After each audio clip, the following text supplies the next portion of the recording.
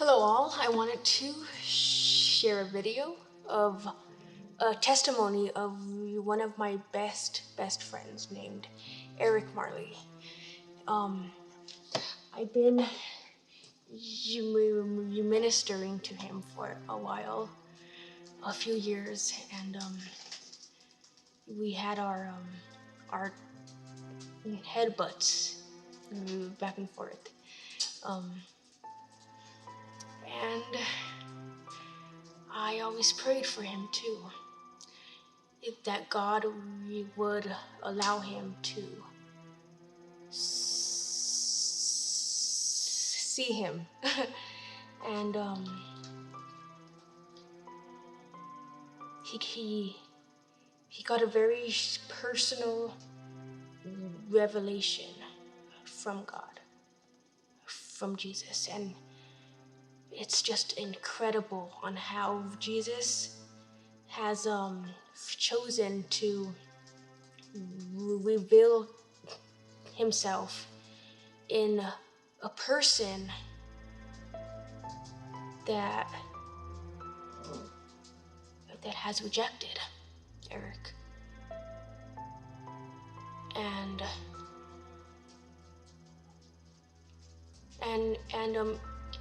Eric explains everything as well. He has he talks about the backstory of everything pertaining in the dream, and so I think it's about 15 minutes long, I think, the video, but please pay attention to every detail.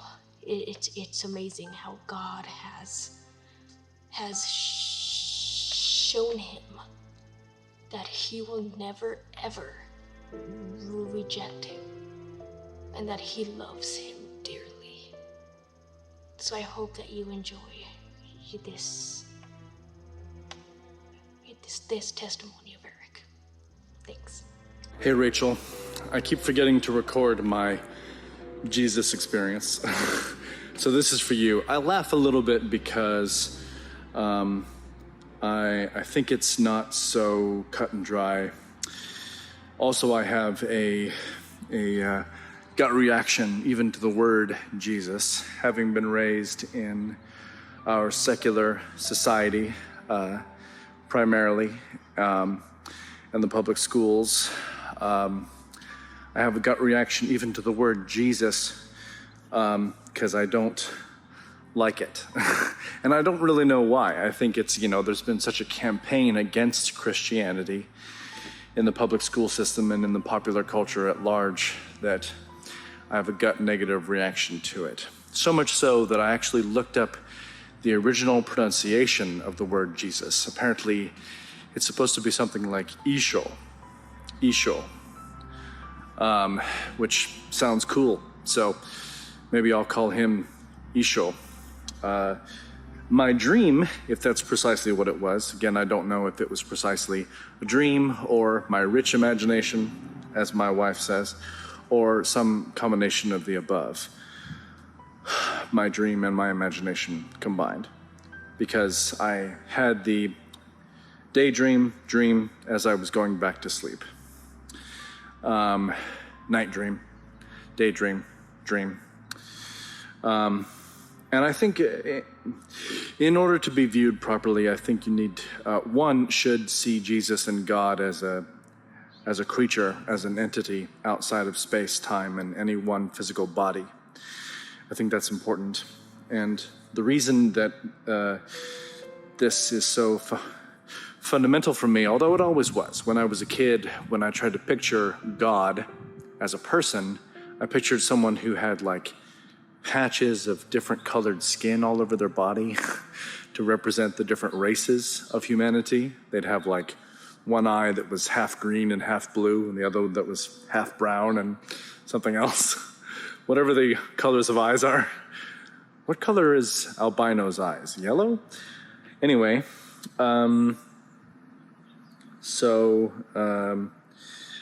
because I've always seen God as necessarily a unifying force rather than represented by one thing or another. Anyway, so I had this dream that I often have of my friend from high school, Bree. She represents for me a lot of the emotional turbulence of my late adolescence. She was the first girl who ever talked to me in class, just reached out to me directly, who I really, really liked. She really seemed to like me as well. This happened in my sophomore year, health class. Turned out we'd actually met the year before in freshman English, but I didn't remember her, which she always kind of playfully held over my head. But I didn't remember much from freshman English because I was coming out of middle school where I had a terrible stutter, was basically completely socially isolated, had to have a lot of therapy to come out of my shell at all and start talking to people again. So I was in the process of reinventing myself in my freshman year of high school. So nothing really registered that well, but apparently Bree and her friend Sarah Jane, who later became my good friends along with their friend Crystal, they, Bree and Sarah Jane, who were in my freshman English class, I really liked my teacher, Mr. Perrenboom. He was also the drama instructor, great guy, and very friendly, very warm, very easy to get along with. In fact, he even officiated the wedding of my friend Bree and my friend Dan, which I'll get into later. So, we were supposed to give a presentation for English that was drama-based, because he was the drama teacher, so that made sense. He had access to the auditorium. So we gave it on stage, even. Or maybe it was in class, I don't remember. But we were supposed to partner up, and of course Bree partnered up with Sarah Jane. Lots of other people partnered up with lots of other people. I partnered up with no one. I gave the presentation by myself. I stuttered my way through it. Bree and Sarah Jane thought that took a lot of courage. Bree would tell me later that Sarah Jane had a crush on me. I could never really confirm this. Sarah Jane was a strange bird, but maybe I think they were both kind of inspired. Anyway, Bree was cute and friendly and small and bubbly and had a good sense of humor. And I was attracted to her when she started to reach out to me in sophomore year. She acted like we were, like we'd known each other a long time. She had that kind of personality. We ended up, but I think she wasn't really ready to have a relationship. I didn't know how to make her feel especially comfortable with having a relationship. I was still struggling with my stutter. I ended up having a drama class with her later, and she actually expressed being discouraged at the fact that I was stuttering through our dialogue together. I sort of walked out of the room fighting tears, and then walked back in and pronounced the lines loudly, like, "I'm not going to let this stop me." She kind of smiled and was like, "All right, let's do this." It was the Taming of the Shrew, funnily enough, which Bree always thought of herself as having like robo-bitch mode. Like, she was very friendly, but she could oftentimes get a little mean. I learned years later that this is something called shit testing, and it is not uncommon with girls who find themselves attracted to you. But regardless, we never dated or anything, and she ended up dating and then marrying one of my best friends in high school and college. And the arc of my friendship and my relationship with her and with the six other people, depending upon how you're counting, in most of my high school and college career. I regarded us as the sevensome, that was my name. I was actually the first one to reach out socially. I was part of a group of 4 guys who had been friends since 5th grade. I reached out to Bree, Sarah Jane, and Crystal first. I said, hey, do you guys mind if we have lunch? I think I lunched with them first. And then the guys kind of followed me. They'd had them in a German class. One of them, Jan, married one of the other members of the Sevensome. Her name is Crystal. Jan is the pastor I know. They have 5 kids now, I think, and they live in Japan.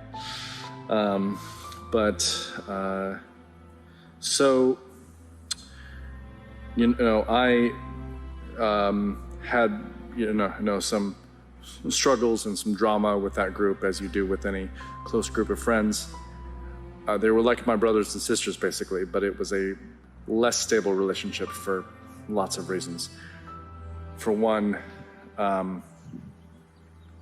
I started to date outside of the group in my senior year. Didn't know how to handle that relationship, didn't know how to navigate that relationship versus my group of friends and how to connect them, and had lots of struggles with that. But also I think that my speech really got in the way of having strong friendships that I needed back then. So Bree revisits me in my dreams, oftentimes, in one role or another. In the particular dream I had of her on Saturday, she, I was in a high school or college. It was a dorm, and it was the last year, and I guess we were both single in the dream. And then I said, okay, it's the 4th year, I'm going to ask you out. I said this to her as she was exiting her dorm room, and she kind of said no and walked away, and that was it. And then I woke up.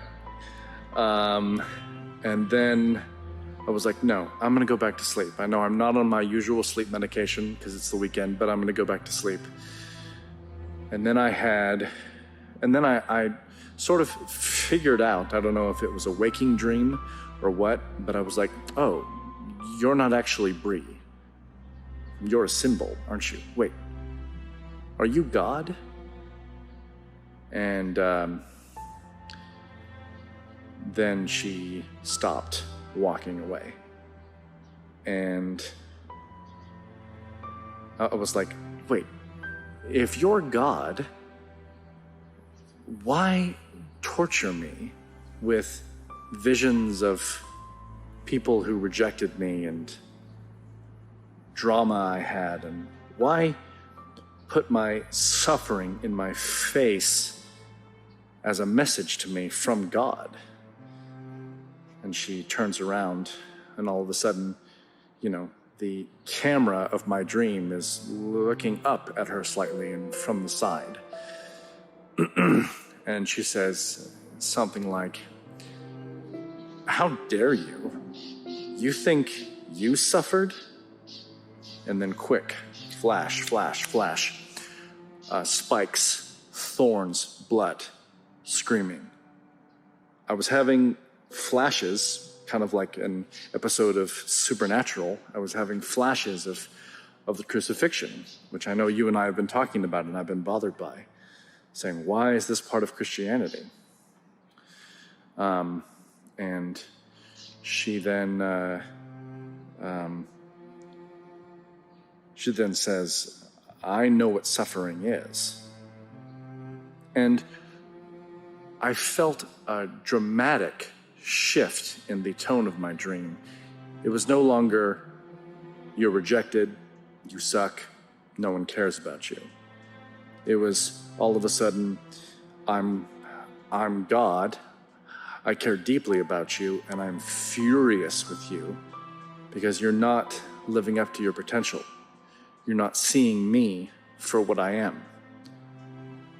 That really changed my frame of reference, my view on Bree, or on the symbol that my subconscious, or God, or both, was trying to give me. And it was a very powerful thing for me.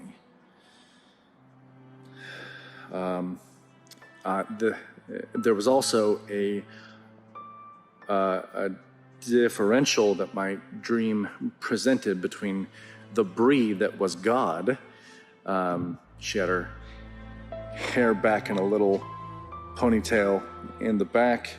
Her hair was always pretty short, and her hair hung down at the back as well. So it was ponytail and then hanging down at the back, almost like a samurai warrior, like warrior god. And then there was a flash, sort of a jump cut over to the real Bree laughing in the corner with her little blue overalls that she used to wear, and her hair kind of flowing out loosely. There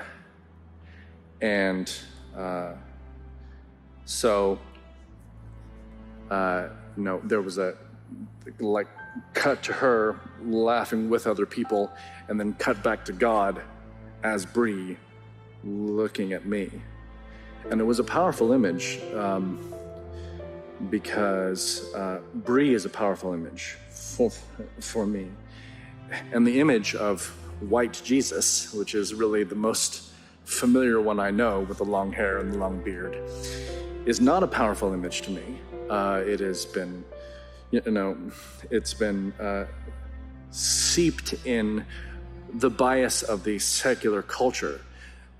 That image of Jesus is kind of a joke to me.